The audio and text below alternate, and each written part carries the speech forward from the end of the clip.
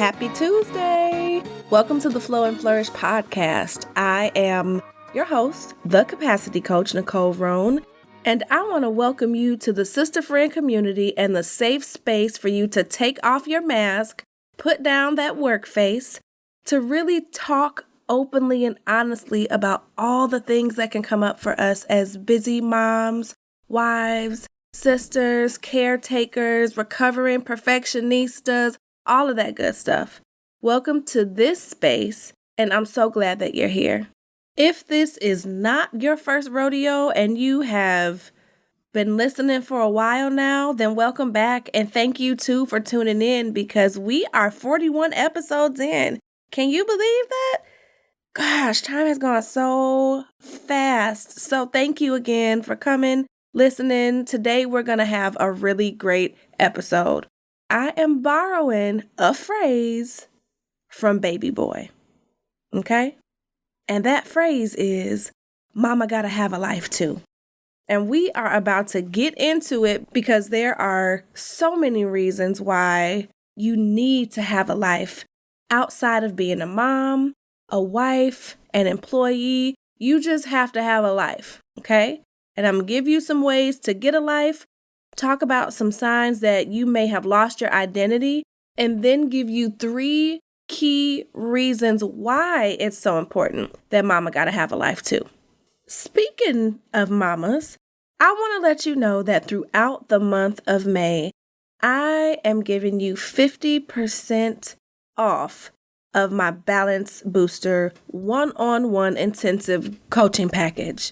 This is a 90-minute coaching session where we go through one of the 5 areas of flow, and I help you figure out what's keeping you stuck, and we put together some strategies on how to move you forward in whatever goal that may be. So whether you are looking to get a new job, if it's in your heart flow and you're trying to let go of a relationship, if you're looking to build your faith, whatever it is, in one of those areas of flow, I'm going to work with you directly for 90 minutes. So if you are trying to get your life together in this season before summertime hits, come talk to me. Send me a DM. Let me know that you heard this podcast because that is the only way to get the 50% off. This is only for my podcast listeners. Come talk to me. Let's figure out what your next best steps are so that you are not running around overwhelmed, frustrated, burnt out, resentful, a permanent work face. Y'all know what that work face look like. If you need some help navigating through that, I am here to help you. I've been in your shoes. I know what it's like to do it by yourself. So just know that you don't have to. Okay, so back to this whole mama gotta have a life too thing. Now, I remember when I first saw Baby Boy, I was a teenager. I probably shouldn't have been watching it. It was real inappropriate, but hey, I watched it. I just remember Jody's mom telling Jody, Mama gotta have a life too. And I wasn't a mom at the time, so I didn't understand and really was smacking my lips like, excuse me? What you mean mama gotta have a life too? Fast forward 18 plus years, now that I have an adult child and a 6-year-old, man, that resonates so much. Like, mama really gotta have a life too. Because I know for me, if I do not have, or if I didn't have a life outside of being a mom, being a business owner, being a wife, I would lose my cookies. And I know I'm not the only one. Before I jump into signs and tips and tricks and giving you all kind of guidance on what it looks like if you've lost your identity, I want to start with the why. And many of you will understand this because as high achievers, busybodies, always having a long list of goals and things to accomplish, we women are always on the move. And so in my research, the number one reason why women lose their identity when they become moms is because they have to slow down. Think about it.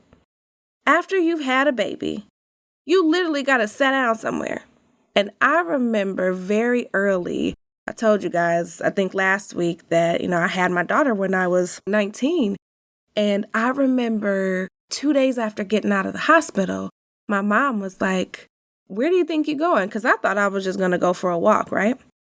I'm like, "Yeah, I'm going to go for a walk." She's like, "Ma'am, if you don't have several seats, your whole insides are going to fall out." And I know that that's extreme and TMI, but even in that moment, I was so used to being just me and not having the mom title that when I did have to slow down and take care of the baby and prioritize the child, I didn't even know who I was anymore. And so I want to reiterate, most of the time we lose our identities because we have to stop being who we were to a certain extent. We trade in all the things or most of the things of who we were prior to becoming a mom and develop this new sense of being in being a mom, if that makes sense.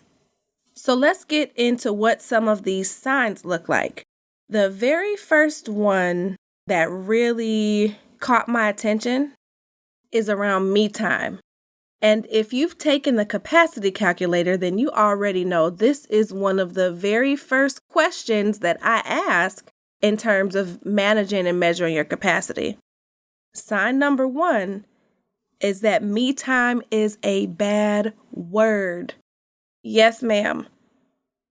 Me time is non-existent. If somebody says something about me time to you, it's like they cursed you out. Me time is just nowhere on the radar, the priority list, nowhere to be found. So if this sounds like you might be in the middle of losing your identity. Because think about it for a second. When you spend no time with yourself, you can absolutely begin to forget who you are. You can forget what your purpose is, what your passions are, why you were put here on earth. So if everything that you do is revolved around your kids or your job or your spouse, because again, there are so many different ways that you can lose your identity. But if you notice you have no me time, you might want to consider that a red flag. Now, number 2 really does tie into number 1, because if you have no me time, then you likely have no idea what you like or enjoy anymore. Because you're so busy being mom, so busy being the CEO, or so busy being the senior manager, whatever role it is that you may have, so busy being the wife, that you have no idea what you even like anymore. I can remember when my son was probably about 2 or 3, I was going through an identity crisis, and I didn't know it at the time, but of course 2020 is hindsight, right? I remember being in the grocery store and my husband asking me, "What do you want for dinner?" Or "What do you want to do this weekend?" Just a series of "what do you want" sort of questions. And every single answer was, "I don't know, it doesn't matter. I don't know, it doesn't matter." Like I had no opinion one way or another.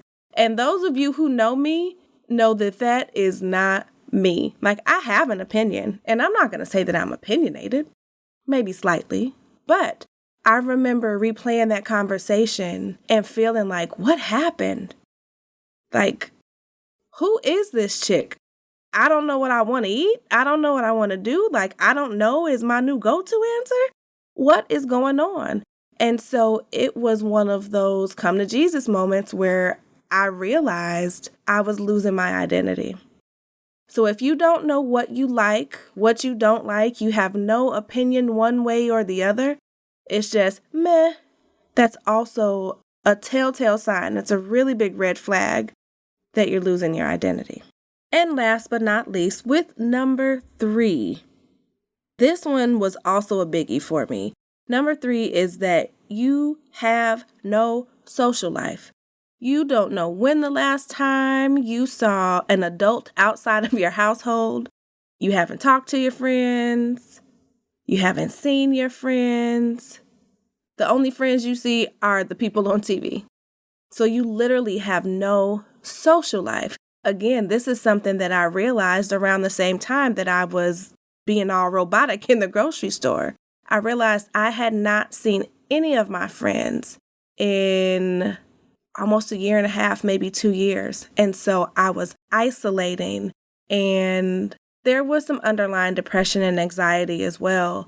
But just really making the connection that my whole life had shifted, and the only thing that I focused on or had conversations about or thought about or engaged in was being a mom, a wife, or an employee. Don't get me wrong, I know that with the different levels of parenting comes different levels of tiredness, busyness, commitments, all of those things. And there's nothing wrong with that. But what I'm saying is that if outside of all of those different commitments, all of the busyness, you do not see or communicate with any friends, like Drake, no new friends, none, that's a problem, sis. And that's okay. I tell you all the time, knowing is half the battle. And we're going to talk about how do you really get a life or get your life back in a little bit. But first, I really want to hone in a little bit more on the why again. Because when I think about the coaching that I do, the coaching that I've done in various aspects, knowing the why is what helps to change the behavior. There are a multitude of reasons why it's important for us as women and moms to really have a life outside of our personal and professional priorities. But I want to focus on 3 because not only do I want to make sure I'm mindful of time, but I also want to give you bite-sized nuggets of information. That way you're not overwhelmed with too much. Quick disclaimer. I did say that there are a multitude of different reasons as to why having an identity is important. So the order that I'm putting these in are what I believe. And the first one is really because it restores you. It literally fills up your cup. And not just so that you can give from an overflow, but because it fills you up so that you can be you, so that you can understand what you like. You can understand what you need so that you can reconnect to who God put you here to be. Having an identity helps you step back from every single title. The title of mom, the title of wife, the title of CEO. It literally allows you to show up in all the wonderful uniqueness that you are. I know you've heard that when God made you, He set you apart. He didn't put us here to get lost in all of the different titles. So I put this as the number 1 reason as to why having a separate identity is important, because it filters in and trickles down to the other couple of reasons. So number 2 is because when you work on intentionally having an identity separate from the different titles, especially that of mom, you're really teaching and leading by example. You will hear me say over and over and over that as we learn how to practice self-care, as we learn how to make ourselves our own priority and put ourselves on our own to-do list, we're teaching the women around us. Sometimes it's even our moms, our grandmothers, our aunties. We're teaching them new things and empowering them to understand that it's okay, even at 50, 60, 70, 80, to start making themselves a priority. And we're also teaching the people around us how to treat us. We're letting them know that it is okay to be more than just somebody's mama. And I did a whole entire episode on that. But really, the point I want to hone in on is that as you continue to pursue your identity outside of all of these titles, you're leading by example, and you are helping to literally break generational curses and shift generational mindsets, and essentially creating a new normal. How dope is that? All by focusing on who God told you to be, your own identity. Ain't that something? The third and final reason why mama gotta have a life too, aka have a different identity or separate identity, is because one day the kids are gonna grow up and they are gonna have a life too. So what are you gonna do when they no longer need you to parent them, when they no longer need to be the focus of your entire life? Do you know how many studies I've read and articles I've read about how marriages fall apart after the kids move out? Yeah. Let that sink in for a second. If you spend all your time and energy focusing on the kids, what you gonna do when they move out? You look up and you don't even know who your husband is anymore. And he may not even know you. And then you don't know who you are. So you're going through the empty nest syndrome, a whole identity crisis. Your marriage could be in shambles. And I know I'm painting a not so good light, but I just want to remind you that one day the kids are going to be grown and not need you as much as they need you today. And so if you start now in creating a life and maintaining a life outside of parenthood and outside of all the other titles that I've mentioned throughout this podcast, you're going to be all right. Not to say that there's not going to be an emotional shift, because I told you, literally a hot mess for the last 2 weeks leading up to my baby turning 18. And I'm still super emotional. But I've done the work to intentionally connect with who I am, what I enjoy, stay connected to my husband, and to develop a life outside of just being her mom, outside of just being Liam's mom. I am literally more than somebody's mama. So I want you to keep that in mind. Now, if some of this is hitting close to home for you, it's hitting you in the gut, you feel like you can identify with some of those red flags, you're realizing why it's important for a mama to have a life too, let's talk about 3 different ways for you to get a life. And I know that sounds bad, and yes, I'm laughing. But let's talk about, how do you go from not having a separate life or losing your identity in motherhood and your career and all of the different titles? So there are 3 ways that I want to share with you. And the first one is to really make self-care non-negotiable. Not a nice to have, not a luxury. And I'm talking about the inside out self-care. That means taking the time to pray, to say affirmations, to work out, to journal, to spend time by yourself, to practice self-care just to take care of you, not in an effort to take care of other people.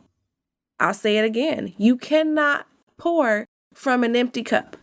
And one of my girls over the week, we talked about it, and she said something that hit me too. You can't even give from a half full cup, because you're literally pouring out of you. So the main way, and this is also why I made this number 1, the main and number 1 way to start to create or get a life is to make self-care non-negotiable. And that may seem like a really difficult thing to do if you're not practicing it, but there are so many small, free things you can do on a daily basis. Breathing don't cost you nothing. Set a timer for 5 minutes and just focus on your breath. That's self-care. Prioritizing your doctor's appointments, your dentist appointments, that's self-care. Being mindful and drinking water, that's self-care. Prioritizing your sleep and doing away with the team no sleep whole mantra and mentality, that's self-care. Journaling, free 99, that is self-care. So prioritizing the things that pour into you, that fill up your cup, that restore and recharge you, just so that you can be you. And then you can give from that overflow without resentment, while knowing who you are and whose you are. It starts with prioritizing self-care. All right, I'm going to get off my soapbox. Number 2, delegate, delegate, delegate, aka ask for help. Too many of us are running around with this Superwoman cape, Wonder Woman cape. Wait, does Wonder Woman have a cape? She doesn't. But just the supermom complex. You don't have to do it all. And you should not do it all. And just because you can do it all, or you're used to being the one to do it all, does not mean that that's sustainable. This is where your capacity come in. The way your capacity is set up, there are only 24 hours in a day. And there's no way you can get a life if your capacity is filled with doing everything except for things that take care of you. So learn how to delegate both personally and professionally so that you can free up your capacity and so you, mama, can get a life too. And last but not least, this was a big one for me, and it's still a work in progress for me, I'll be honest. It's stop comparing the new you to the old you. Yeah, I said that. Because we say all the time in some of the communities that I'm in, I'm my only comparison. I'm comparing me to me, which I get, right? You're not comparing yourself to the person to the left of you, to the right of you, in front of you, behind you. But when you are in this phase of losing your identity or have lost your identity or trying to figure out what your place in the world is, especially when it comes to motherhood, when you compare who you are today to who you were pre-mom life, you got to take that with a grain of salt. Your responsibilities are different. Your mindset is different. Your needs are different. Like I said, a couple days after coming home from the hospital, I thought I could walk my happy butt around the block and just to take a walk. And I was stuck for so long, for so many years, comparing what I was able to do even when Amaya was 5 or 6.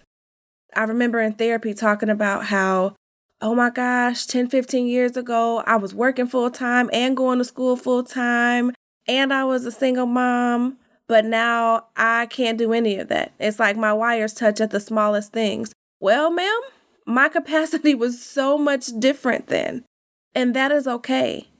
So as you develop a life, as you mama, as you get a life, embrace who you are today. Find the silver lining and the good in who you are today. And it's okay to reminisce on who you used to be, but understand that there are still parts of her that exist, just in a totally different capacity. You are her and she is you, just with some new added responsibilities, some new values, some new goals. And that's okay. So embrace her. Merge the two, because you cannot have one without the other. So I'm going to run all 3 of those back. 3 ways that you can get a life are to make self-care non-negotiable, to delegate, aka ask for help, and to stop comparing the new you to the old you. Now, I know this is a lot. I know I'm still talking about moms, but listen, all month long, the month of May, I'm putting it out there for the mamas because I don't care what nobody say. There is nothing like a mom. I was laughing the other day saying how my children bypass dad in the kitchen or downstairs on the couch to come upstairs or downstairs to ask me to get a snack, to ask me a question, or to say, hey, look at this. Sir, ma'am, you know you got 2 parents, right? I said that to say, I feel as though the weight that we have as moms is different, not better, not worse. It's just a different kind of weight. The way that we're set up is different. And so I'm dedicating this entire month to moms, and I'm happy to use this platform to be able to do so.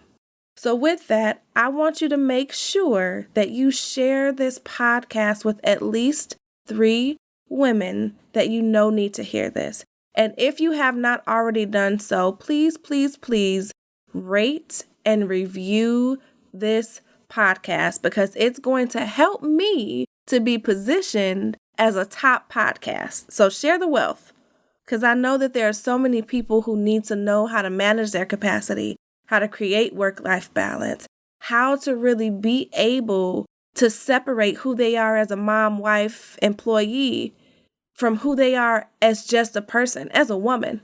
Because all of us, before we got our first jobs, before we got married, before we got children or had children, we were individuals, we were women, we were girls. And it's okay to tap into that. So, let me tell you a little bit about next week.